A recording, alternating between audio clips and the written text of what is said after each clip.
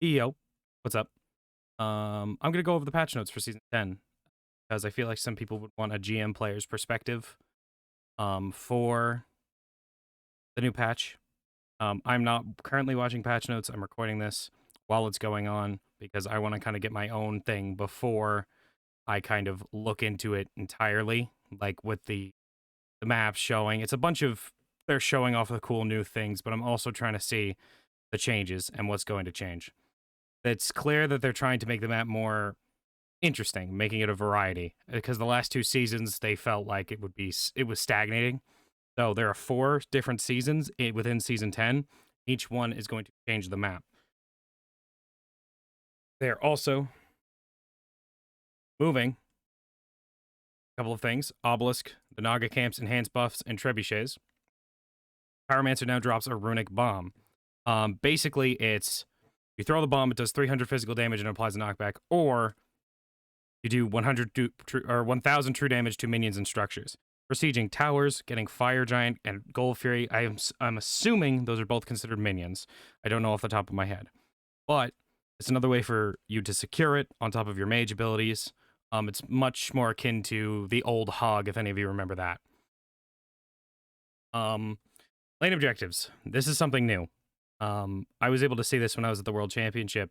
There are these basically shield things in front of the tower that provide 15% mitigation each to the tower. These objectives can be destroyed with a basic attack or ability damage. They spawn at the end of setup phase. So, if you are a lane pressure character, you can get an advantage by using these tower shields, or by killing those tower shields, because they do give you 50 gold to allies in the area. But normal camp sharing gold rules. Okay. So the reward is 75% or 75 gold. And then those are the prots for it. Early on, it's going to be harder to kill, but much later on, it's going to be super easy. Totem of Ku is gone. It's now known as a totem, and the objective has been moved to the other side of Soul Lane, basically. Imagine it against that wall where that little alcove is. Just opposite of where it once was. While in the area, while active, this objective now has an aura around it that grants 10% increased damage dealt to minions and other gods. The totem no longer applies an instant global stack of its buff to teammates. The totem is claimed. Instead, an instant single stack is applied to teammates near the totem the moment it is claimed. The buff remains under all allied towers and phoenixes for 60 seconds. This is crazy. Realistically, in Soul Lane, it's going to allow you to do 2v1s much easier. But also because you are doing 10% more damage. You're clearing faster. You're killing camps faster. You're killing people faster. Overall, this is going to be very good, and Soul Lane might shift to a more pressure-oriented lane because of it. We'll see. So, max health decreased of all the towers, and what the fuck did I just do, brother? I highlighted something and hit a key. Great job by me. But all these are getting decreased base health. Unleashed jungle camps. Camps that spawn on the side of the map can now be damaged from outside their leash radius, as long as you have a line of sight on the monsters. They can be pulled out of the leash radius, which means you can leash jungle buffs now. It will chase the gods closest and attack the closest target for 10 seconds. After 10 seconds, they will attempt to flee, but can be re-engaged by dealing any damage. Each subsequent engagement will chase for less time, 10, 5, then 3. Lane minions will ignore unleashed jungle camps and vice versa. Towers can attack unleashed jungle camps, but the gold loss penalty will be applied as it does for minions. Unleashed jungle camps do not regenerate health when fleeing, but instead have a 10 HP 5. So, you can now pull buffs. Further, I don't know exactly what this is going to mean for the starts, but I would assume that you can pull green buff towards where purple is and kill them both at the same time. You just have to keep reprocking it. So, we'll see. And for speed buff, it might be a little bit easier to bring speed buff over to the back camps, but we'll see. Jungle buff timer forgiveness. Camp timers will linger on the ground until the next camp spawns in that location. If unleashed, they will drop the location the monster was killed and remain for 30 seconds before relocating to the camp's spawn point where the buff can still be picked up for 90 seconds. These neutral camps are a new objective for the outer lanes to contest. These stacking buffs. So, these camps cannot be unleashed. The buff will drop the stack with any other jungle buff. Duo side Scorpion camp, solo side Scorpion camp. So, gold buff and silver buff. Silver buff is 5% cooldown reduction plus 0.75 per level, and gold buff gives you a shield. Duo side has the gold buff, meaning your support's probably going to want that. Solo side has the silver buff. Probably going to want that in solo, or the jungler can take it as well. Roaming camps. Roaming harpies spawn every 60 seconds from dead back harpy camps. So, this means these camps are going to be walking around the map. They're not going to be stuck in one place. They will be moving around the map. They will spawn within the camp and roam the jungle paths nearby in set areas. Cyclops rogues. At the start of the match, a rogue stash will spawn near a random jungle camp. Spawn locations are symmetric for both teams. Opening up a stash gives you 25 gold, but they are also trapped and will spawn a Cyclops rogue. The rogue rewards 25 gold when slain and drops an aspect of the rogue buff. This gives you 20% movement speed. This is nuts. Junglers grabbing this are going to love it because they're going to be so goddamn fast for 60 seconds. It is kind of cracked. Every third set of stashes are trapped and will spawn Cyclops Rogue upon opening. Rogue rewards 75 gold when slain and also drops the aspect rogue buff area. After all stashes on the map have been opened, a new set will spawn after 3 minutes. The objective will not be shown on minimaps, but we set spawn locations that it rotates through. These are also present on the following maps: Arena, Joust, / Jade, Corruption. Okay, who cares? This is going to be like core for junglers to have to prioritize. The amount of movement speed that you are getting and the bonus gold you're getting is absolutely ridiculous, and jungler mains need to start focusing up on that. And harpy camps have been removed. A camp of harpies will provide XP and will spawn in the Oracle's area and a Pyromancer area until those objectives spawn at 10 minutes. Purple buff, remove the protection debuff component. That is kinda insane. The debuff is really, really good. Increased attack speed, magical defense, magical basic attack damage, and physical basic attack damage. The protection debuff was a huge part of purple. And to be honest, late game solo laners could pick it up, even to be like used by them. It's pretty much useless to them now. Red buff now resides in the fire giant side of the mid lane. This is a change I'm not really a big fan of, because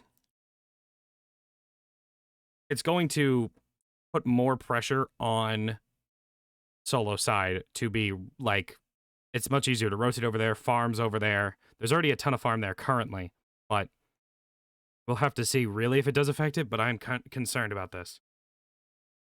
This green buff now spawns closer to the center of the map. Buff holder's monster now has an ability that applies HP 5 to its minis. This camp now uses Dryad character models, who cares? Green buff removed the ability for buff to freeze other buff belt durations and added HP 5 from enhanced versions of the base buff.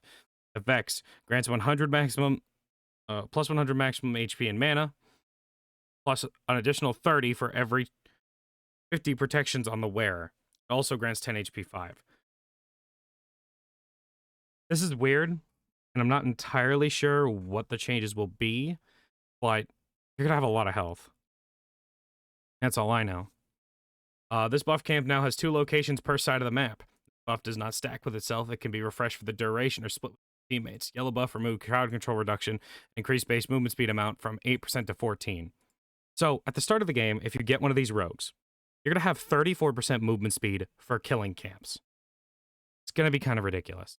Effect, increase movement speed by 14%. Jungle monster and minion kills, or jungle minion kills and assists provide 2% extra movement speed. Stacks up to 3 times. You're going to be so fucking fast. You're going to have 40% movement speed. Excuse me, not 40%. You're going to have a 38% movement speed. No, I was right. It is 40%. It is 40% because it stacks up to 3 times. It's going to be nuts. junglers, especially early pressure junglers, might have a lot easier of a time setting off their lead and using that early pressure. We'll have to see, though. Buff camp now has 3 monsters for the blue buff. Removed cooldown reduction from this buff. Plus 4 mana healed per second. Each time you hit an enemy god with the ability, you regain 2% of your missing mana. Blue buff kind of sucks now, to be quite honest with you. Regain the 2% of your missing mana, right? But you have 4 mana healed per second. I'm not sure. The cooldown reduction was so core to the blue buff. It was so good. It's really going to hinder this buff. This buff is kind of ass, but you're going to want to get it on solo laners because they're going to want it. Jungle spawn timers, first spawn buff cants, first spawn at 0-0. Delayed respawn timer, 2 minutes from 2 minutes to 2.5 minutes. So 2.5, so 2:30. Back harpy spawn at 0-0. Contestable mid camps 1:30. 1.5 minutes. It was reduced respawn timer. Contestable mid camps being gonna give a lot more farm to mid laners and supports. If the map is played, or at least if the game is played a similar way as it always has been. We'll see though. 5-minute Gold Fury spawn as per usual. Pyromancer spawns after 10 minutes when solo side mid harpies are cleared. Reduce respawn timer from 5 minutes to 4 minutes. That makes sense. 5 minutes to 4 minutes on gold and fire as well. That's kind of crazy. Planning around objective timing, especially in competitive, not really much in ranked, but in competitive, is like core to it. And having a shorter timer means you have less time to do things, which means you're more susceptible to making mistakes. But we'll see. Player respawn timers. Increased XP per level. Decreased XP level respawn time multiplier from 3 to 2.5. Reduced time threshold before match length respawn time penalty is activated from 30 minutes to 20 minutes. Okay? This doesn't make sense to me. You're changing the respawn timers. Increased time during the setup phase, 80 seconds to 110. That's good. Hand of the Gods has been removed from this mode. By this mode, do you mean Conquest? Okay. Base doors no longer apply Invader's Curse to enemies. Increased fountain speed buff duration from 5 to 10 seconds. That is very good. Invader's Curse, that doesn't really matter most of the time. It only matters later on. Ranked. This is God leaderboards. This does not matter. Ranked quests. Okay, you unlock skins and stuff. Cool. Normal modes. Oh, you can queue multiple modes now, which is very nice. But really not that important for me to discuss. The new items, though, are definitely something I should discuss. Shard Relics. One primary new mechanics of Season 10 is Shard Relics. These relics provide short duration effects that allow a high skill expression power plays. The Vision Shard can still be powerful and easy use option, but the new shards will allow for unique and aggressive playstyles. Shard Relics are free at level 1 and now have a selection of options instead of the default Vision Shard. Shard Relics can be upgraded to any relic free at level 12. So you get to change, you get a second relic at 12 as per usual. Yeah. Horn Shard. Your non-ultimate cooldowns are reduced by 0.5 seconds every second for the next 3 seconds. Cooldown 120. This one is strong. Early on, it's decently strong as well. But realistically, 0.5, so you have the next 3 seconds every second. So you get 1.5 cooldown back. It can be strong. But I don't see much use being gotten out of this, at least for a certain point. But once you get CDR, it would definitely be stronger. Right now, I'm not sure. Claw Shard, you gain plus 20 magical power, plus 15 physical power per level, 20% magical lifesteal, and 10% ability lifesteal for the next 3 seconds. This one is nuts. This, at least in my perspective, this seems a bit ridiculous. The lifesteal you get, ability lifesteal, is rare. You get it off of very few things. For physical characters, this is going to be much more important than I would say magical characters. But it might be even more powerful in magical characters, I'm not sure. But when you're fighting, let's say in solo lane, or even in the jungle, getting that ability lifesteal can save your life or turn a kill with the increased power. Wing Shard. Your movement speed is increased by 15%, attack speed increased by 40% for the next 3 seconds. Holy shit.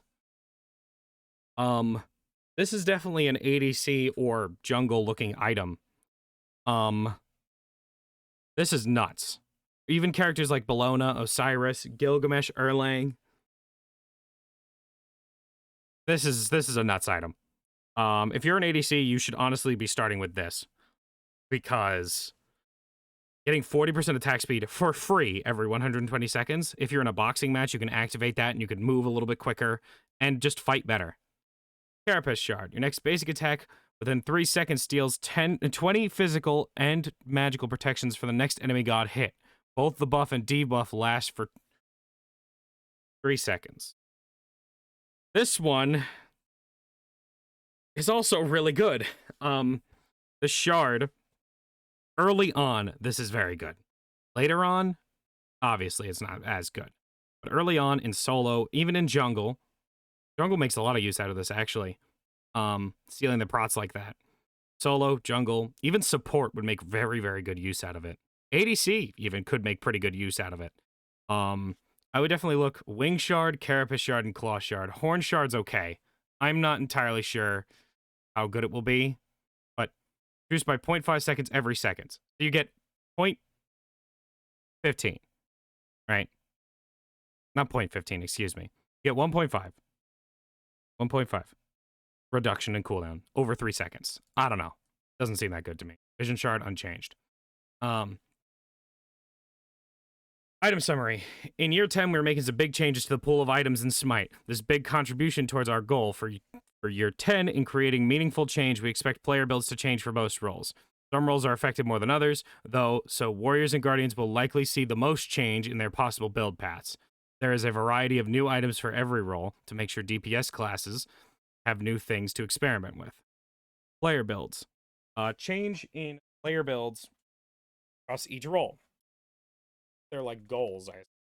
Change player builds and will change via item passive goal and hybrid items causing problems and constraining builds. This change in particular is one that I have been looking for. Glad Shield, stuff like that, Berserker Shield, are very, very volatile things that can straight up force to be built in solo lane. Sledge is risky to buff. Same with Blackthorn. Same with Runeforged. All are risky to buff because they are a hybrid item. Item passives. Actual passive for anti-heal items. Reward current items to have a clear theme, but feel more like stat sticks with incidental passives rather than creating meaningful moments of gameplay. This is what they're trying to fix. Identify least exciting and least popular items for each role. 3. Stat identity. When it comes through the items, went through the entire item store and adjusted stats of items to be more clearly aligned with the stats their tree is defined by. Moved item trees. Imperial Helmet, Buckler, and Shuriken. Item trees. In general, item trees in 10.1 will aim to be more specific stats related to the tree's definition. Items can have stats from other trees, but usually in lesser amounts. We aim to have for less items to have different stats. We'll aim for less items to have different stats. Some of these trees and have their definitions changed to meet specific goals. Here's the entire layout of the item shop. Physical damage, mace, physical power, and physical pen. Katana, movement speed, physical power. Morningstar, physical power, mana. Light blade, physical power, attack speed. Spiked gauntlet, physical power, physical lifesteal. Hidden dagger, physical power, crit chance. Short bow, attack speed. Cudgel, health and physical power. Magical, spellbook. This is all stuff you can read. Right? The focus changing is actually a more welcome thing.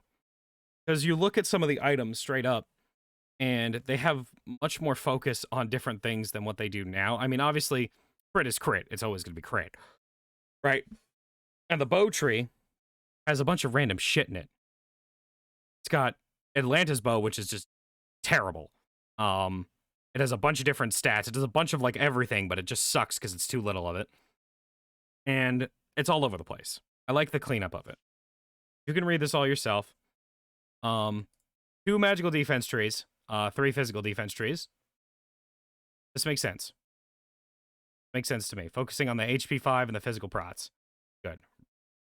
Gem of Fate, Arthurian, cooldown and ultimate ability effects, Mystic Earrings special effects. Okay. All of this I think is pretty strong. Just a good idea to change. Right? This is all the removed items. So, yeah. Hybrid items reworked. Items in both power and protections are commonly referred to as hybrid items. I already know the meaning of this. Don't know what hybrid item is. That's what it is. Hybrid items are balanced from a stat efficiency perspective. They tend to be perceived as underpowered. They're often hard to make attractive to most roles who wanted specifically to focus only on damage or tanky stats. Therefore, hybrid items needed to be overstated in order to be perceived as even slightly too strong. Which caused them to quickly take over multiple builds and multiple roles. They're trying to fix this. So in Smite, there will no longer be any tier 3 items that provide power and protections, and therefore the following items will see significant reworks. The rest are removed. So, Druid Stone, rework. No power anymore. Both protections. That's pretty nice. Sage Stone. No power. Stone of Binding. This is a T3 now. 2,300 gold. And it's the same thing, I assume. 40/40. Successfully hitting an enemy god with crowd control ability because it's a debuff on them, reducing their physical magical defense by 5 + 1 per level for 5 seconds. It's a pretty decent item. Shield rework. 10 HP 5 physical protection. 15, 15. Okay. I also like this shift because before you kind of have this awkward start where you'd have X amount of power or X amount of prots. But when you're starting with a shield, you now just have physical prots. This is the definition of the tree, and it kind of fits the theming. While below 50% health, you become Berserk for 5 seconds. While Berserk, you gain 10% damage mitigation and 20% attack speed. This item effect can only occur once every 15 seconds. This change, as the attack speed is now bound to additional spot as opposed to just solely on the 60 physical prot, 150 health.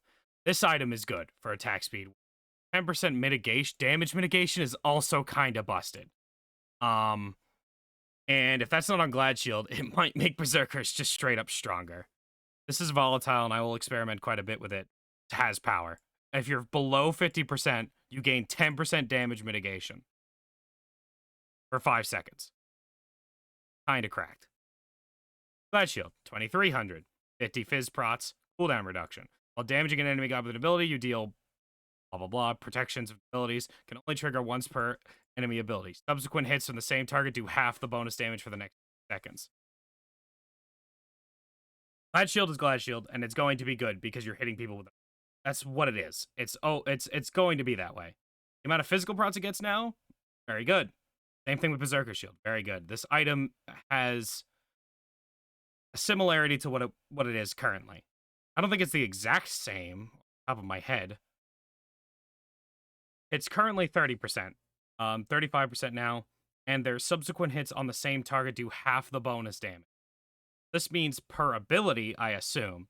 Let's just say your KA, you knock them up, that's doing the max amount of damage from your bonus damage. So subsequent hits on the same target do half the bonus damage. That's going to be halved, then halved, then halved, then halved. Bonus damage is still really good, but it's going to be repeatedly halved. Frostbound Hammer. This item is just... Your next basic attack of an enemy creates a 30 units shockwave of frost around him, slowing movement speed and attack speed of enemy gods in an area by 25% for 3 seconds. Effects can only occur once every 10 seconds. This item is actually purchasable now. If people are standing too close to each other, this is actually good. And is worth experimenting with, especially on auto attack characters.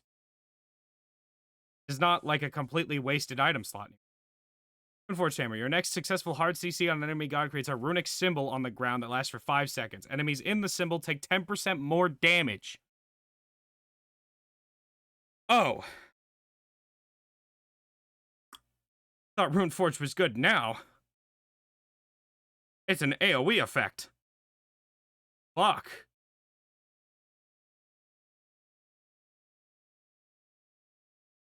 That is actually not. This item is probably broken. Absolutely fucking broken.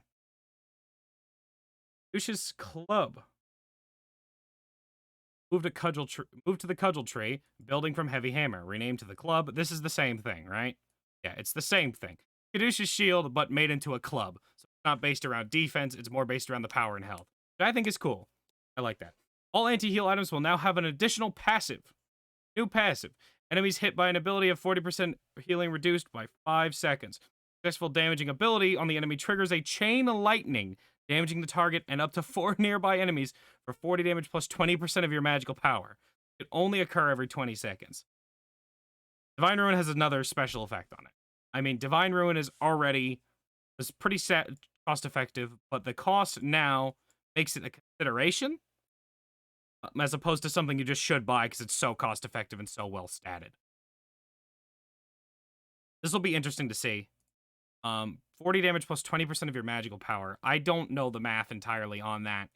Depending on the ability, depending on the character. We'll have to see. Oh, it's Beat Stick. Increased cost to 2,600. God damn. Enemies hit by your abilities now have 40% reduced healing for 5 seconds. Okay. Hitting or killing assist on an enemy god creates a field that provides allies with 10 power plus 2 per level. Affecting only occur once every 10 seconds. This is interesting. And pretty cool, actually. Let's just say in competitive, you and your solo laner are diving. Backline, you have a Brawler's Beat Stick. Now they're doing more damage. They have power. They have more power. Pretty cool. I like this change.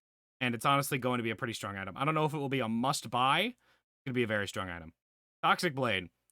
Anti-heal passive. Enemies hit by your basic attacks have 50% reduced healing and 5% reduced attack speed, while you gain 5% increased attack speed, stacking up to 4 times and lasting 5 seconds. Ooh. The item balance is good. Because this item does quite a bit more than it did before. This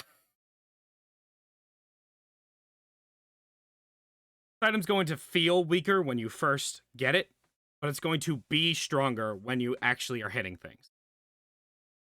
Overall, it's going to be something that is still like more of a, I need this item because I need anti-heal, but it could find places, you know? Could find places. Characters like Osiris, Erlang, Bellona, Gilgamesh. Hell, maybe even some hunters will like.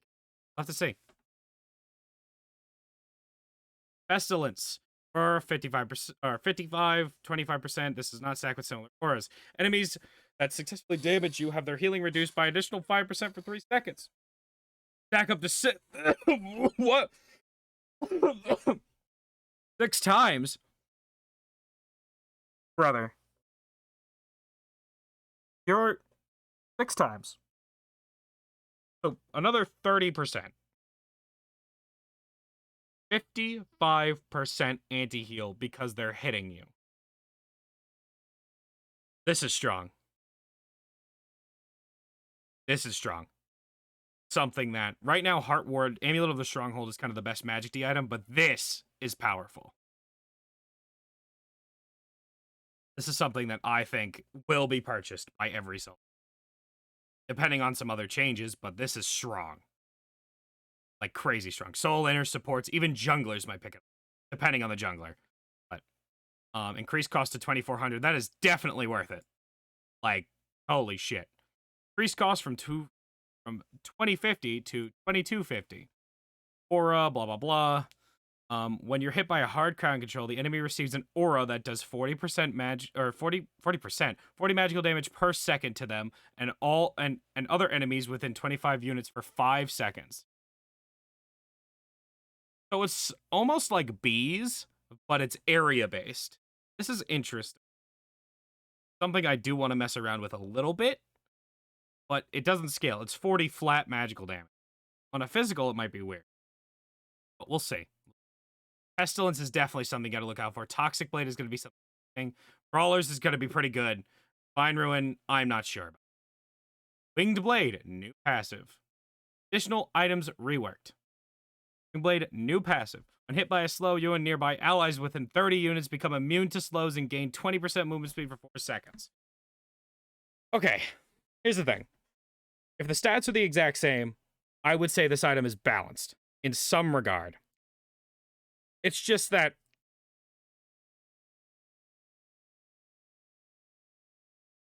it's going to be very strong. You know what? Now that I'm thinking about it, it's probably not going to be balanced. This seems very, very good. Supports will definitely be loving this item. 100%. And it will actually be worth it to go against teams with a lot of slows, like in Solo Lane. Regardless. Passive on Gem of ISO. Enemies hit by your damaging abilities will move 30% slower for 2.5 seconds. This can only occur once every 10 seconds. This item actually seems useful now, because before it would just reapply with dots, or it would just apply. Now you have a span of time where it's 30% reduced. I think that's actually good. I don't think it's going to be purchased every single game, but certain characters can make pretty good use of it. Guardians in particular might like that a lot. Spectral Armor. Costs more. Passive, you take 40% bonus damage, or reduced bonus damage from critical strikes. When you are hit by a critical strike, you and your allies within 55 units take an additional 5% reduced bonus damage from critical strike, stacking up to 4 times and lasting for 8 seconds. Oh. 60% crit reduction. Sounds nice. But, are ADCs even going to buy crit? We don't know yet. Demon Blade. Wind Demon replacement. Hybrid items being changed. Moved to the Hidden Dagger tree to build from Short Sword. Renamed to Demon Blade. 2400 gold, physical power, crit chance, and attack speed. Passive unchanged. Pretty solid item. I mean, for the cost, not bad. Not bad at all. If the ADCs are building now, they might build it later. Depends on how good Spectral is with regards to crit. This seems really good. Spectral seems really good into crit. Breastplate of Regrowth. So is it Breastplate of Valor? Moved to the Breastplate tree from Silver Breastplate. Renamed to Breastplate of Regrowth. 2100. 55 physical prots. CDR. Passive unchanged. This is a good fucking item. Holy crap. This is a really good fucking item. Healing yourself an ability gives you 30% movement speed, 15 physical power, and 30 magical power. This is a good item. And I would say that this is probably going to be picked up. This is a good ass item. Even if you don't have a heal, but in-kit heals, you used to buy Shield of Regrowth on characters with in-kit heals, which is what you do. But this is just an item that is useful, and not like almost a wasted thing just for the passive. This is actually purchasable and very good. Lotus Sickle. Move to the Ancient Blade tree. From Adventurer's Blade. 25 physical prot, 10% CDR, 7% movement speed. Any god affected by your ability heals have 15% increased, or 15 increased physical and magical protections for 5 seconds. Not percent. Not percent. Lotus Sickle will be purchasable, I will say, because Lotus Crown right now is kind of bought on Terra, and that's it. Terra and like Sylvanas.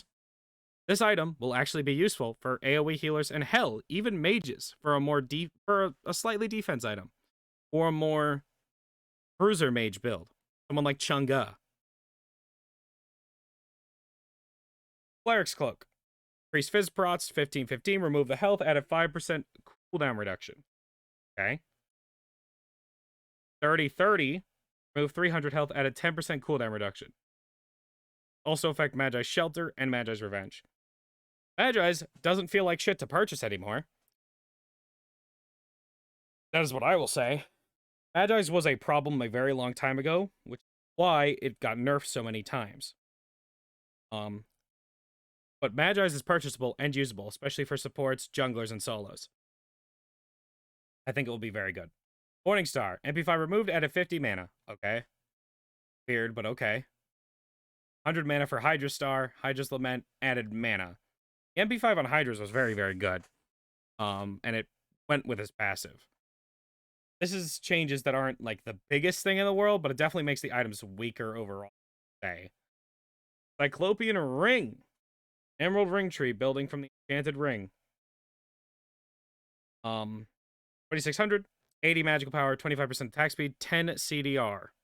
Next basic attack against an enemy god deals bonus magical damage equal to 8% of the target's maximum health. Oh, brother.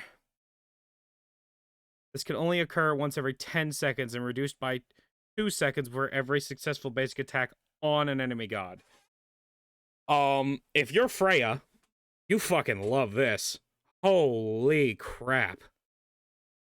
Characters that build a ton of attack speed, Freya mostly is kind of the biggest one. Olorun as well, but Freya is much more prominent for is going to love this item. To the point where you might even buy it first or second. This is cracked for her. You're giving Freya kin size. Temporary, but a kin size. This is something you have to watch out for. If you're an ADC player or practicing Freya, I would say this is how strong that is. Tablet of Destinies.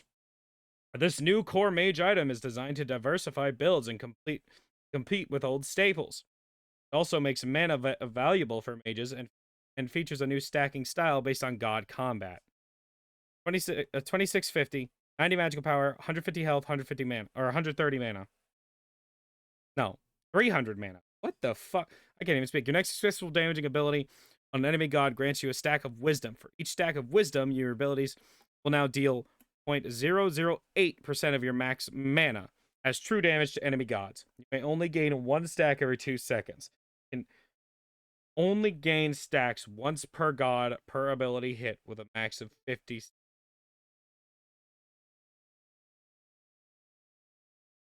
Okay. If we have more mana items, Guardian Soul Laners will love this. You can build it with a breastplate. You can build it with a ton of mana. You can build it with a Book of Thoth. It's just going to take you a little while to get this all built up, but it's going to feel good. Bladed Boomerang. A new crit item. Great. Hidden Dagger Tree, move to the Short Sword. A Hidden Dagger Tree, building from Short Sword. 2600, 40 physical power, 15% attack speed, 20% crit chance. Next basic attack on an enemy god creates a deployable that, when picked up, provides with a 4% movement speed and 10% critical strike. Back set up 3 times for every 2 seconds. This is interesting. With how strong Spectral is, this is a very interesting item. I really don't know how good it will be. I don't think it'll be great. Stats are decent, but creates a deployable. If I'm a Soul Laner, I'm diving your ass and I'm pushing you away from that deployable as much as I can. This is something that we'll have to see. I'm not sure. Shadow Drinker. This is one I saw at Worlds. Katana Tree. 50 Fizz Prots, 10 Physical Pen, and 7% movement speed for 2300. Killing an enemy god drains their shadow. This means once they die, you're draining the shadow. Goes away. They die, drains the shadow, causing you to enter stealth and gain 30% movement speed for 3 seconds. Taking damage, firing an ability, or firing a basic attack breaks the stealth. Okay. But let's just say you pick off somebody running away from a fight. You can come into the back of the fight and appear out of nowhere. This item is interesting. Honestly, it's just solid. It might be even a good, like, first or second item to get. It's interesting. But I don't think it's entirely OP. But it does have flat pen and movement speed on it, which a lot of items don't anymore. At least according to this. So we'll have to see. But this is probably just solid. Just a good item over. Dawnbringer. Cudgel Trace. 2600, 40 Fizz Prots, 300 health, and 20% CCR. When your ultimate is finished casting, your protections and movement speed are increased by 5% for each god hit within 55 units for the next 55 units of you for the next 6 seconds. This effect can only occur once every 30 seconds. Okay.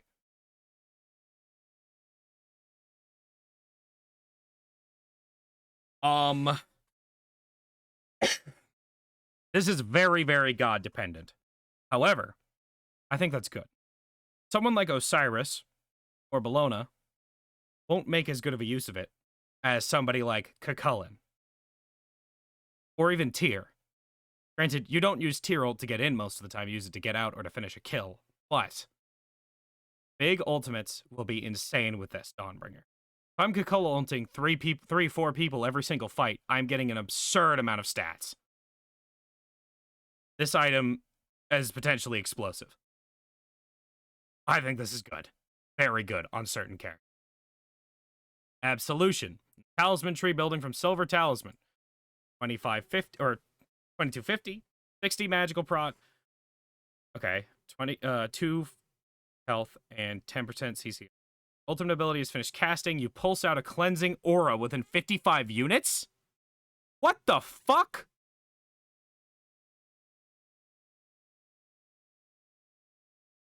You have a cleanse from your ability because you used your ultimate.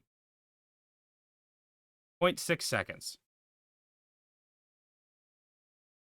This is very, very powerful for both supports and solo laners. This is a strong-ass item. And will almost be picked up by every single support, I would say. That it is that good. Providing a cleanse through an item? Crazy. An item other than beads or Magi's Shelter. This is kind of crazy.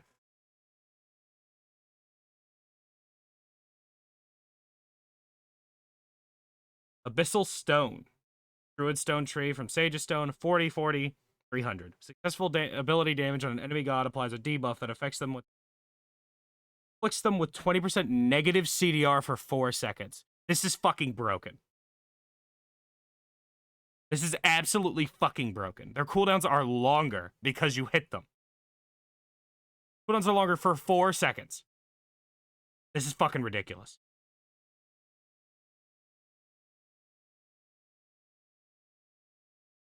This is not, they're saying, oh, this is one to consider for a support, one that has, you know, it's good tank stats, disrupt your opponents. The debuff, it will experience longer cooldowns. This is actually fucking broken. If you are support, solo laner, guardian, magical jungler even, some mid laners might even build this. They probably won't, but they could. This item is absolutely fucking busted, and you bet your ass I'm slamming Guardians and solo lane with this. Holy. And it's a hybrid item. It gives good stats. It's only 2350. This is busted. Absolutely busted. This has got to be nerfed. Archdruid's Fury. Druid Stone Tree. 35, 35, 315. Gain a stack of up to 6 items. 6. Each time you take damage from an enemy god does equal to 5% of your maximum health. Your next basic attack on the enemy consumes all the stacks and deals 30 plus 2 per level true damage per stack. That can only occur once every 15 seconds. Ooh,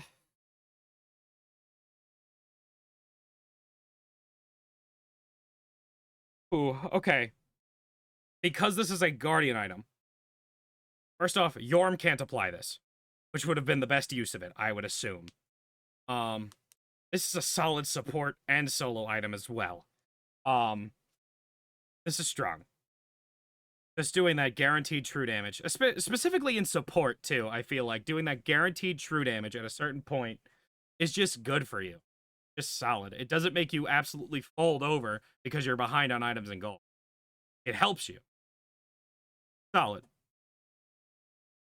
It helps you. It rewards you for doing your job. Nice, which is I like. Phalanx. Builds from Round Shield. 55 physical prot. 2200. 55 physical prot. 150 health. 20 HP 5. 10 CCR. You're basic attacked by an enemy god. Friendly minions within 40 units gain a stack of up to a max of 3. Stacks provide 20% attack speed and 15 of each protection that lasts for 6 seconds. You cannot give more than 1 stack per second. What? Minion buff cards are dangerous. against certain picks, such as Lona, Cyrus, hell, even Erlang, Gilgamesh, any auto attack based warriors, hunters, assassins. This is good. Very good. This will also discourage junglers from fucking ganking you. Because the minions will be very difficult to. Granted, I wouldn't call it the most OP thing. This can get dangerous. If it's not good now and they overbuff it, very, very dangerous. I have to watch this clip. Prophetic Cloak. 3. 2350. 2525. Once every 10 seconds, when you damage an enemy god with an attack, you gain a stack of 2 protections aura that corresponds with the damage type of the target. Once you have reached 15, protection item, both protections of this item evolves, giving you damage mitigation based on your total protections. Evolved. 55, 55. 55, 55. And 150 and 20% CDR. It loses the CDR. Does it not? No, it has the CDR. Excuse me. I was looking at this item for some reason. It looks at the... Allies within 70 units of you gain 30 physical and magical prots. This is a core support item, I would say. If you have over 400 protections, you gain 10% damage mitigation. If you have over 600, you gain 10%, an additional 10%. If you are a support building full defense items, this item is core for you. 100%. Prophetic Cloak will be absolutely core for you. Soul Laners, less so. Supports, 100% will be buying this. If you're a support main, you're excited about this one. Holy. Hell, Soul Laners might even buy it because most of the time they're over 400 prots. They get the 20. They're not over 600 most of the time, but 400? They can definitely get there. Cannoneers, Russ, fucking name. 2250, 30, 30, 300, and 20 HP 5. 300 health, 30, 30 of each prot. Your next successful basic attack on an enemy lane minion causes it to explode, instantly killing it, dealing 50 plus 5 per level magical damage to enemies in a small area, providing 25 bonus gold to the nearest ally. Only happen once every 20 seconds. This is another support item that could be built in other roles. But supports make the most use out of it. It's another solid support item. Supports are getting a lot of good items. We'll see, though. Because this supports have really been lackluster, especially this last season. These items are something they've needed. Item changes. The entire starter item system we have reintroduced in 8.1 has been quite successful. So it's not seeing any sweeping changes across the board. But we do have a variety of intriguing reworks across multiple classes and roles that were... There were a few starter items intended to encourage certain roles to play differently, and many of these pushed for the roles a bit too far out of their comfort zone. Led to those items being especially attractive in entirely different roles, which limited options for players to cause balance issues.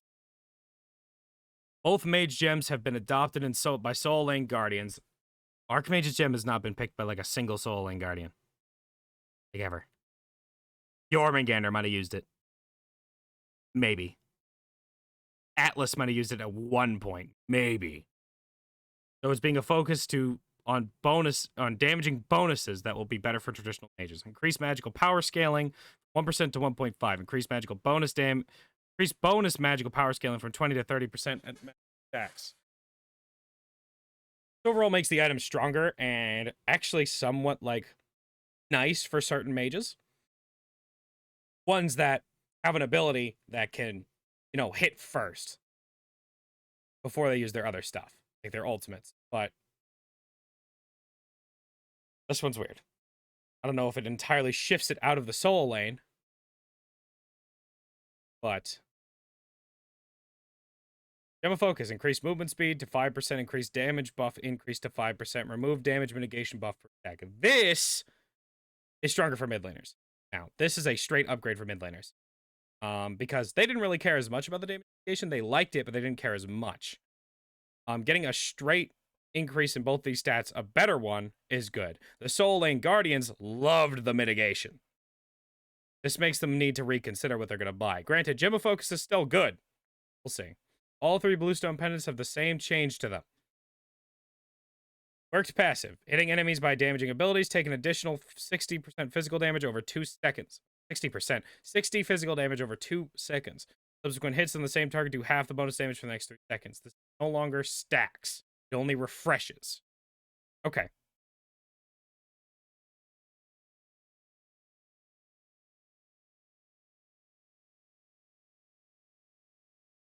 Reworked passive. This one is hit by for an additional 200 plus 15% of their current health. Okay. Pretty much the same thing. But the damage is reduced. Because it doesn't stack, it refreshes. Reworked passive. Enemies hit by your damaging abilities are corrupted, taking 250 physical damage over 5 seconds and reducing their attack speed by 10%. Subsequent hits of the same do half the bonus damage for 3 seconds. Each time you apply corruption, gain 10% attack speed and 4% protections for 6 seconds up to a maximum of 5 stacks. This actually feels purchasable. Overall, feels purchasable. We'll see. It's not very good right now. Sigil Tree never really found a home in Solo Lane. We want to continue to push this item towards viability, with the primary goal of being the tankiest option in the lane. One thing it lacked was a sort of HP sustain. Now that players will be healed every time they trigger a new stack of the item's passive. We're giving Sigil sustain. This is risky.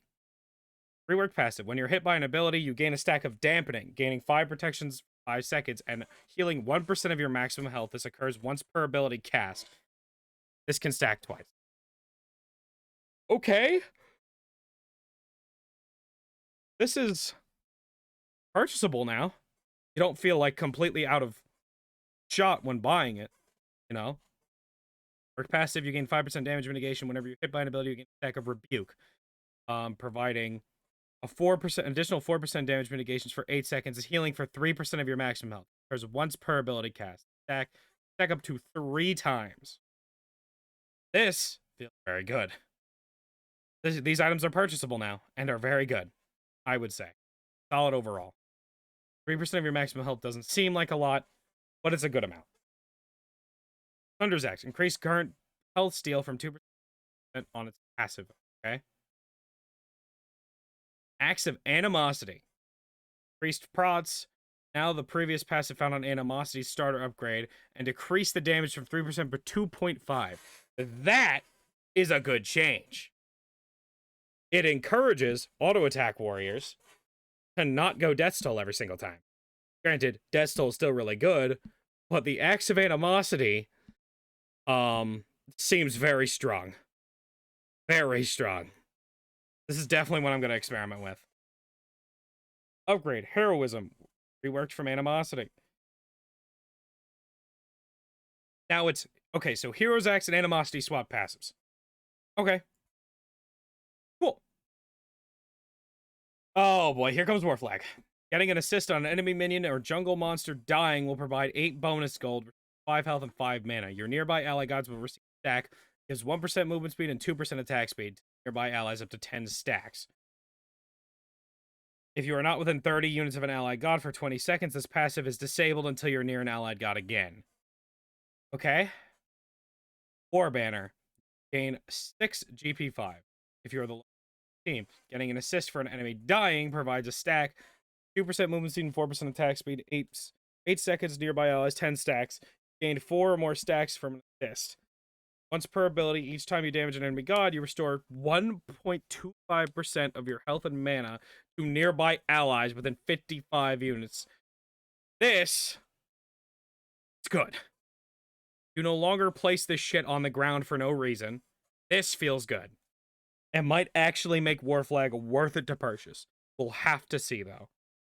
This is another thing that is is Sentinels better?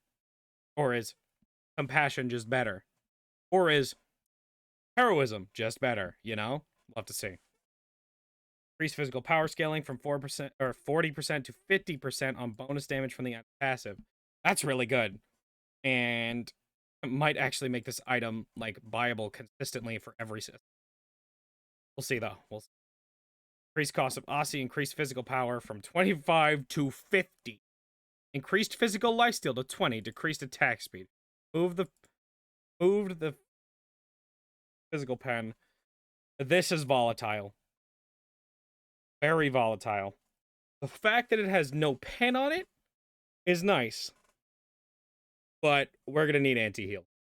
100% if this is what ADCs are built. This is gonna be strong, I feel. Be strong.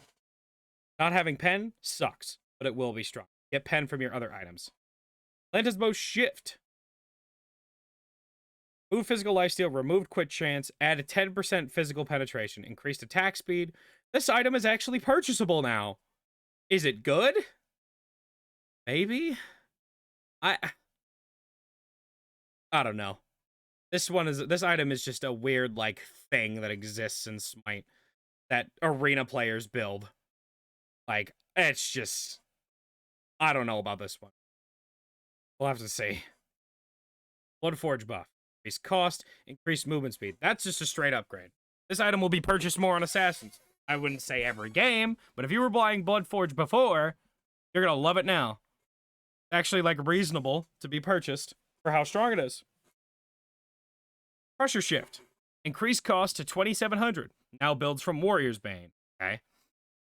Increased physical power from 4 to 55. Increased attack speed to 50%. Change fit and physical protection to, or physical 10% penetration. Move the flat physical damage from the passive. Increased physical power scaling 20 to 40% on the passive. The passive now deals 50% reduced damage on subsequent same target within 3.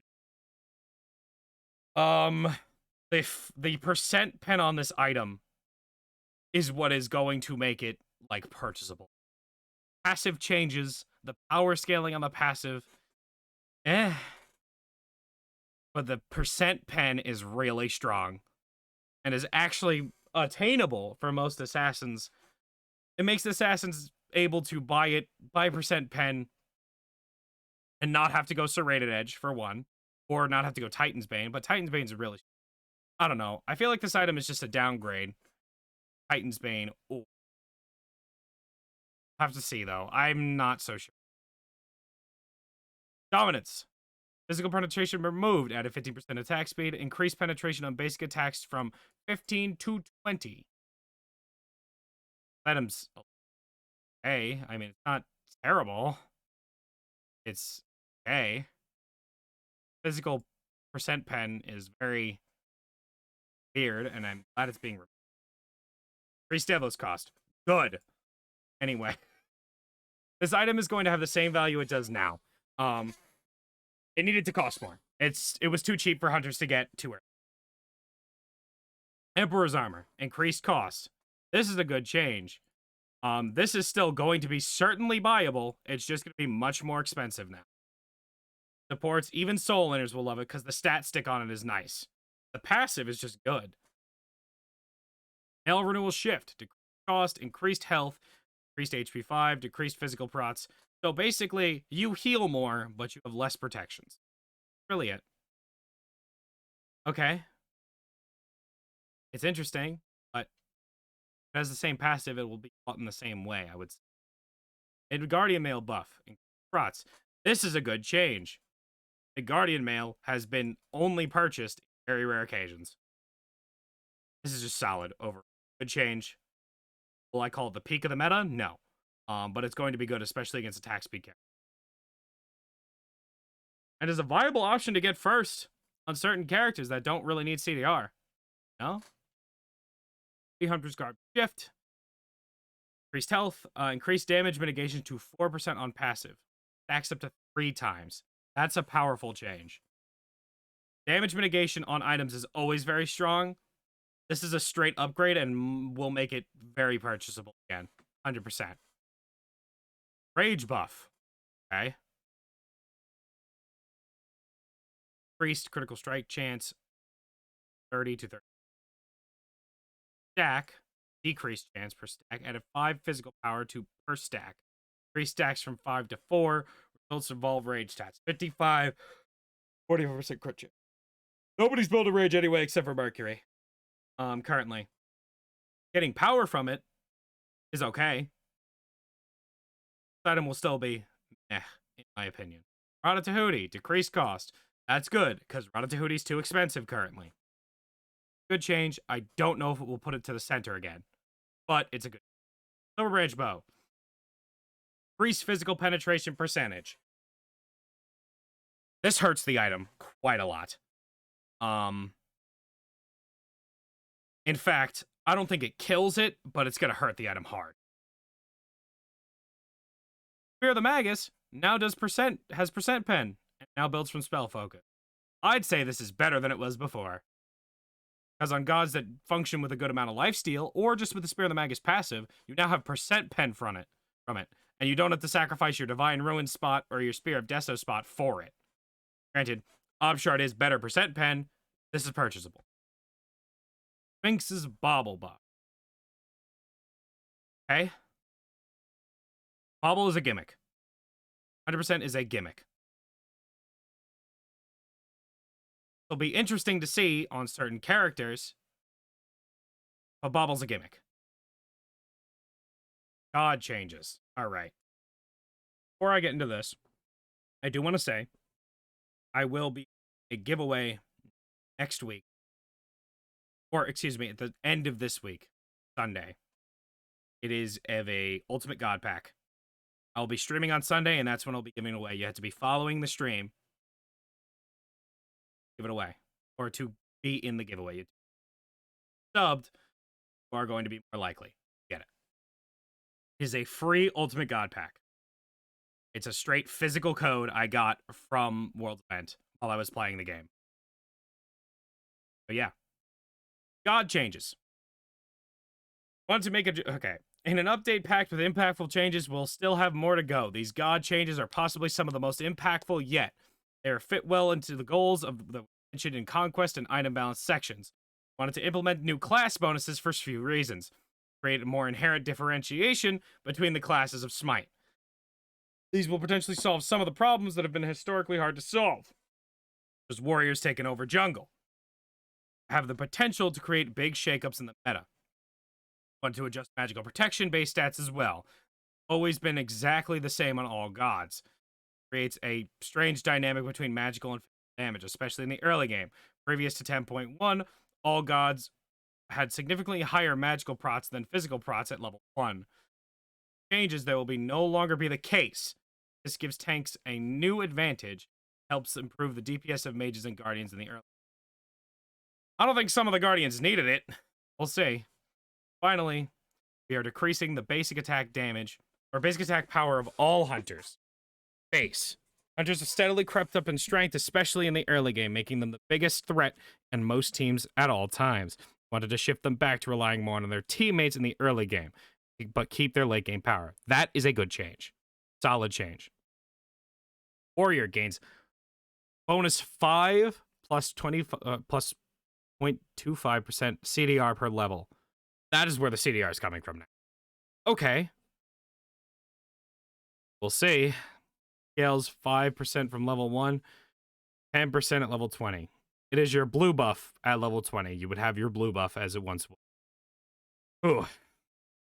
This Warriors, really, this change is not that great for them. Doesn't really help them out much. Assassins get bonus physical pen. That helps them out quite a lot. But it's flat pen. Having it baseline is good, but 10 flat pen at level 20, okay. Mages get magical power. 20 at level 1, 40 at level 20. Okay. Guardians, 10% CCR. Half the items you're building right now have CCR on it. This does not really matter at all. Hunters gain bonus increased damage on their basic attacks. Scales from 100 at level 1 to 110% at level 20. Okay. Base magical detections. Increased from 38.4 all classes to 30 for mages, hunters, assassins, 32 for warriors, and 35 for guardians. Increased magical protections per level from 1.2 to 1.6 on all classes. Basic attack power. Decreased basic attack power by 5 on all hunters. Okay. Interesting. The hunter changes we'll have to see. But we're gonna talk about the nerfs. These changes are something that we're gonna have to just play with to know truly. So I think Warriors just doesn't fucking matter. If you needed CDR, you were building 40% most of the time. Blue buff just helped you get to there quicker. But we'll see. Ishtar nerf. Fucking finally. She was only 100% present at the World Championship. And before that as well, she was nearly 90 some odd percent present. Decreased bonus damage. Okay. Increased damage reduction on subsequent sword hits. Okay.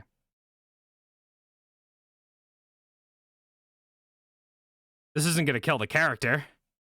This is neither of her problems, really.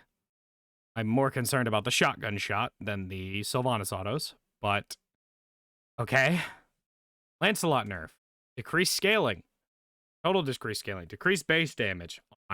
Those are solid nerfs. But something they fail to realize is the map is now bigger. Lancelot's horse gives him movement speed. Lancelot will be able to roam the map much, much quicker than everybody else can, because his horse gives him movement speed, and he has 40% movement speed from his speed buff, plus the rogue stuff. This is risky. Very risky. Lancelot is going to be powerful. I wouldn't be surprised if he's at the top. Thor nerf. Anvil of Dawn. Increased physical power scaling from 15 to 10% on each hit of the arc damage Thor gains after landing from this ability. Good nerf. I don't think it kills the character, but it's a good nerf. Vulcan nerf. Increased cooldown. This was necessary. Making it so this ability isn't affected by cripples was really insane. This nerf is kind of rounding it back to a more balanced point. Good nerf. It doesn't kill the character, but it's a solid nerf. Achilles buff. Minions take 15% extra damage from this ability. Okay. That is potentially very volatile. Very volatile. Have to see with that, but this means Achilles is not going to suck wave 1.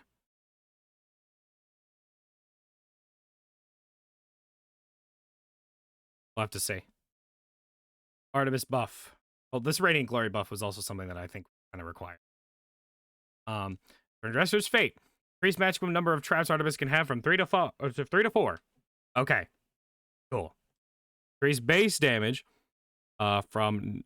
Okay, good. Good changes. Just a little bit more damage and increased physical power scaling. That's just solid Artemis changes. Bacchus buff. This ability now heals Bacchus. Used. Huh. Interesting.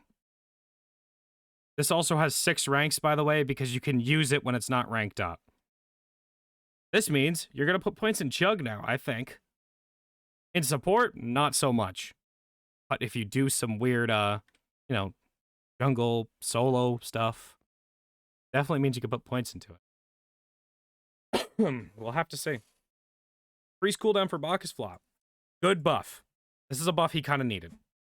Bacchusuro buff. Ugh. Increased active cooldown reduction when eating a minion to 2 seconds at all ranks. That's a strong fucking buff. Increased slow, another pretty decent buff at the start of the game. This ultimate doesn't feel like actual shit, I think. Fenrir buff now provides 25% of... What? That's an insane buff. That is an insane buff for Fenrir. The Brutalized change, not as insane. But the Seething Howl change, that is an insane buff. I would not be surprised if Fenrir is picked up, whether that be in solo or in jungle, building a few more attack speed-based items. Solid God. Solid God changes. Hachiman buff, increased damage, increased physical power scaling. He needed that because he felt like shit. Hell. Cleanse Hinder now applies 20% magical protection reduction in addition to the flat magical protection reduction. Oh. That's a really strong change. You thought Hell hurt before. Holy fuck, is she gonna swing now? If you're hit by Hinder. This is a very big change for Hell. Hercules buff. Increased damage. Okay. Now provides 25% attack speed at all ranks to all other effects. The Driving Strike buff really doesn't matter. The Mitigate Wounds buff, on the other hand, That's big. However, Hercules' main problem, I've been saying this since the start, is he immediately, doing your full combo applies 3 stacks of DR into somebody immediately.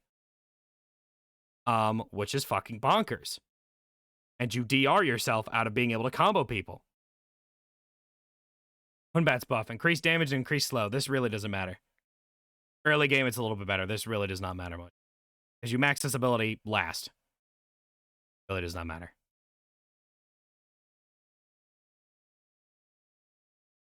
Increase base damage, increase base damage, increase base damage. Good, good, good. Because this is increased on Hamstring, which needed it. Battle Stomp needed increased damage because this ability kind of sucks.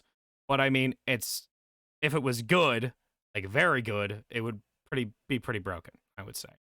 Twin Cleave. Basically, all of Arthur's weakest abilities have kind of been buffed a little, which is good. And I think is solid for him because he's lost all of his main sustain things to start. Sovereignty doesn't do it anymore. Soul Eater kind of sucks on the character. Anyway. Kuzenbo buff. Increase slow. That's good. Decreased cooldown. That is very good. Kuzenbo, I wouldn't say it brings him to the peak of the meta, but it makes him much more consistent. It makes him powerful. More powerful. Decreased cooldown on Sleepy, which is Kumba's passive from 3 minutes to 2 minutes. Dragon Strike, this ability now cripples in addition to the root for the same duration. That is really fucking good. Because Kumba Karna's weakness before was his main CC, other than the Mez, like his other CC ability, took so long and it only was a root. Having a cripple on that is very good. Very good. I don't know if it will make him the peak of the support meta, but this is strong. Morgan Le Fay buff. Increased magical power scaling from the initial hit from 30% to 40%. Good change. Increased magical power scaling for per mark consumed from 5% to 8%. Oh. Depending on who she hits, that is quite a big change. I'll have to see, though. Morgan Le Fay is in a kind of awkward spot. She's this mage that can peel for herself. Does a good amount of damage. It's just she's awkward because she's not like a confirmed mage. When you're playing Morgan Le Fay, you kind of have to zone with your soul laner or by yourself, probably with your soul laner, but you kind of have to zone people away because your objective damage isn't really that good. All right. Valiant Leap. Increased base damage. Okay, Nike change. Interesting. Neither of these really matter that much. Nike ult being a 90-second cooldown is whatever. Increased damage on the jump. Okay. Nike's still a character that just sits there and takes damage, gets sundered, and dies. That's what happens. Olorun buff. Increase Olorun's critical strike damage. It's a good change. I don't think it will make him peak, but it's a good change. Increased Madness duration to 1.4 seconds at all rank. Your max rank Madness from Cobra's Kiss is now at all ranks. Serket was ass. This is very good for her. The jump cooldown decrease is good for her as well. I don't think it will make her peak of the meta, but it will make her much more playable and not like an active detriment to your team most of the time. Scotty buff. I fucking hate this character. Calder regenerates health 1 HP for every 5 seconds to 4 seconds. Really doesn't matter that much. Decrease cooldown from 14 to 12 seconds. That matters a lot more because Scotty's building a lot of ability-based and cooldown stuff. Winter's Grasp. Half the time I don't even know how this ultimate fucking works. So, she yeets it. She eats the dog, right? And an additional hit, on the additional hit, she does more damage from both snowstorms. Decreased tick damage. Okay. So an initial hit damage is actually pretty good. Overall damage was increased. That's a pretty solid change for Scotty. Dobek buff. He needed that. Needed the sickening strike change. Lurking in the waters now scales with its slow. That is very good. And increased prots. That is also very good. Tobek might be playable in support now. And will actually be pretty decent in solo. This is overall just solid changes. But mana buff. Healing over time has been removed from this ability. What? Added 30% physical lifesteal while Vamana is colossal. Increased shield 1% to 2%. Okay. For one, Vamana is completely different than he was before. Ankh doesn't absolutely obliterate the character anymore. which is good, which is a change I wanted. But the lifesteal, anti-heal's still going to affect it, and he's gaining shields, a little bit more shields. That's something you're gonna have to. I'm gonna have to experiment with, but this is overall a change. It really doesn't do much to solve Vamana's problems. Took away the main issue, but I don't really think that it's gonna completely make the character 100% meta. But then again, Colossal Fury right now, Vamana's bad because his ultimate fucking sucks. It's what it is. Unfortunately, it sucks because their support buys Curse Donk and you die. That's what happens. You die or you heal them for 6 million because you're healing forever. Taking away the healing is good change, I think. The physical lifesteal, weird. Very weird. Means you're going to have to build a little bit more damage on Vamana to get better use out of it. We'll have to see. We'll have to see. Because if this is a good change, Vamana will be very, very powerful. But I had to experiment with it a bit. You gain attack speed for using Darkest of Nights. He is a steroid now. Okay. Cool. Change really doesn't, like, make the character incredibly volatile. It just makes it so you can use it while boxing, and it's actually good. NPC Appendix.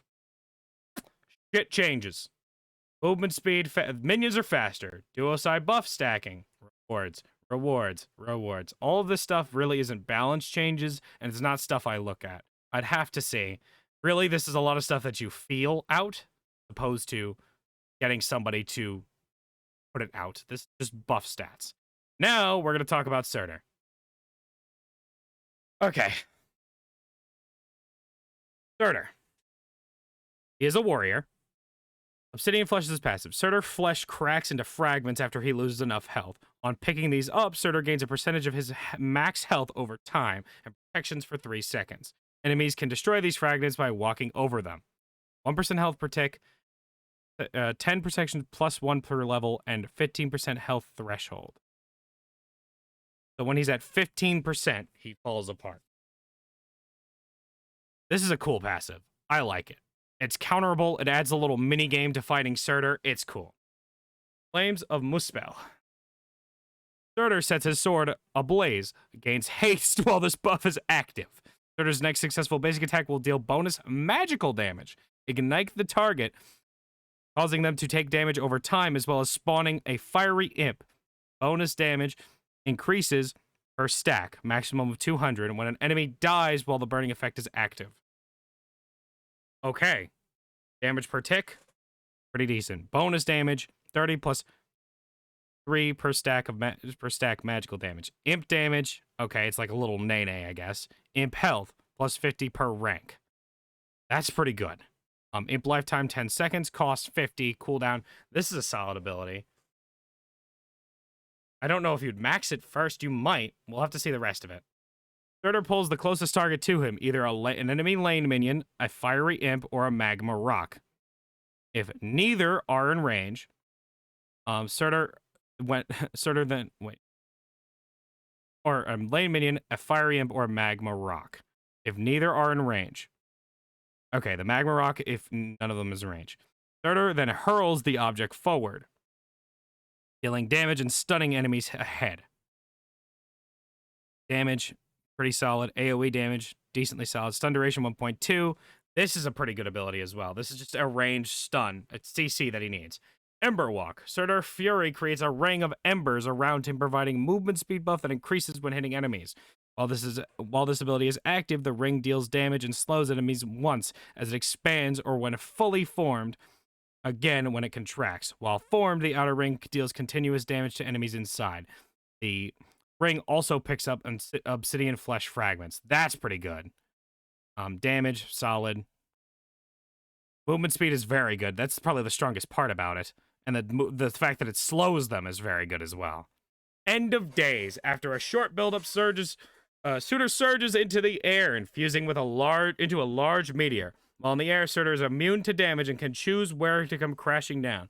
For landing, meteors split off, targeting enemies on the ground, dealing damage, spawning fiery imps, and Surtur's meteor deals increased damage and knocks up enemies hit. That is interesting. That is something we are going to have to see. But that is very, very interesting. This character is going to be unique for a warrior. Definitely say unique, but he's going to be that warrior that is very, I'm up in your face and being annoying as possible kind of warrior, which is the kind of warriors I love. All right. Hope this helps you out. Again, this is a GM player's perspective on the new patch, Season 10. Obviously, this is all just what I'm reading and what I'm feeling from it. Yeah. I'm really excited for Season 10, and I hope you all are too. Like and subscribe, all that YouTube bull. Have a nice day.